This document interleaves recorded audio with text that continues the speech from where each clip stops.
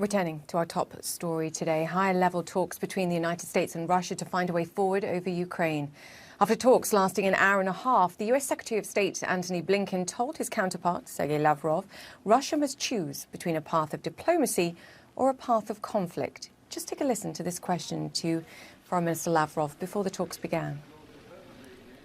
Is an invasion likely, as President Biden suggested? Unless the United States doesn't go to heavenly again, I don't think so.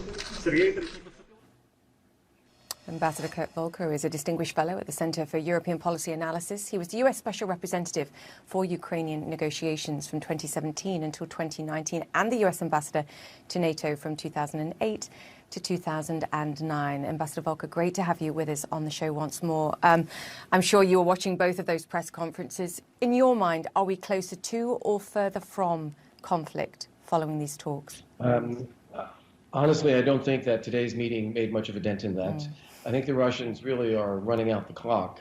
They have announced military exercises in Belarus around February 9th. They're moving ships to the Black Sea that would arrive there in early February as well. So I think they're using this period of time to just keep the diplomacy as an activity, but I don't believe that they have any intention really of stepping down.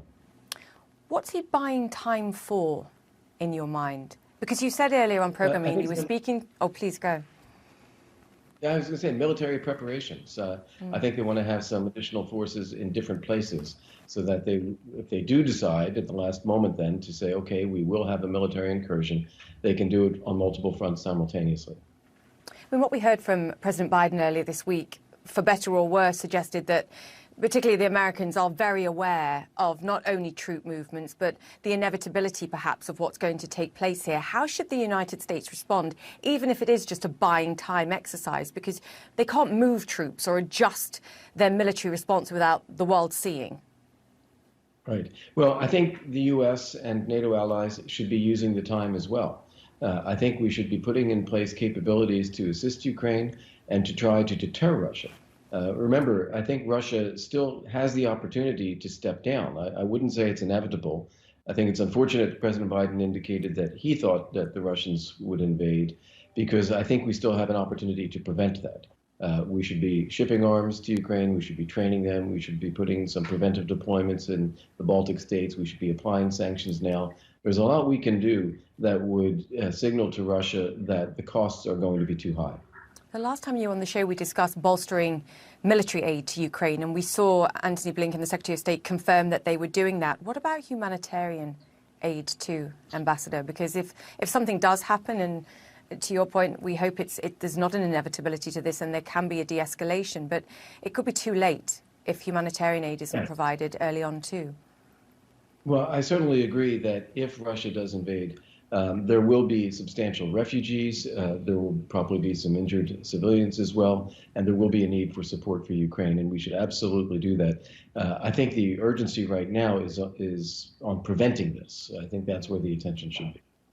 Does diplomacy do that? Or when you have someone like President Putin, do you have to show strength and force and might in order to create that de-escalation rather than perhaps words?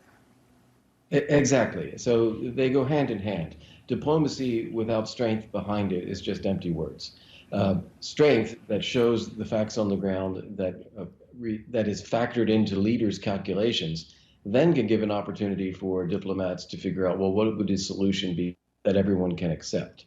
But in a situation where there is no such balance, and one side believes that it has a military advantage and will use it, diplomacy won't change that.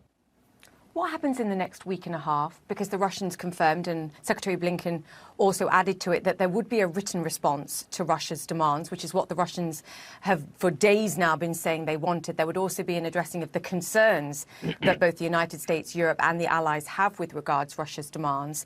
What happens when the Russians get hold of that paper?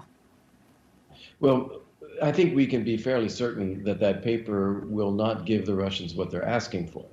What the Russians are asking for is a guarantee of no further NATO enlargement, a removal of NATO military forces, even from current allies in Central and Eastern Europe, and essentially recognition that Russia has a sphere of influence over countries in the East.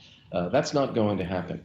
Foreign Minister Lavrov said something interesting in his press opener today, which was the indivisibility of security and no building security at the expense of another state.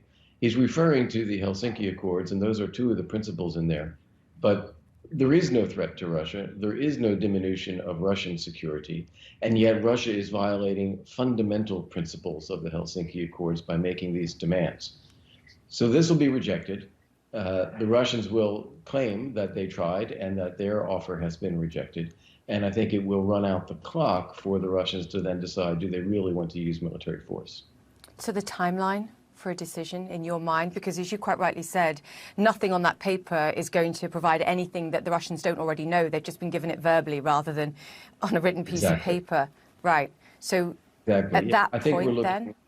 Yeah, I think we're looking at the first couple of weeks of February as a time period when, if the Russians do finally decide to launch a military attack, that would be the time period. Wow. Ambassador, great to get your insights, as always. Ambassador Kurt Volker there, so thank you. Thank you.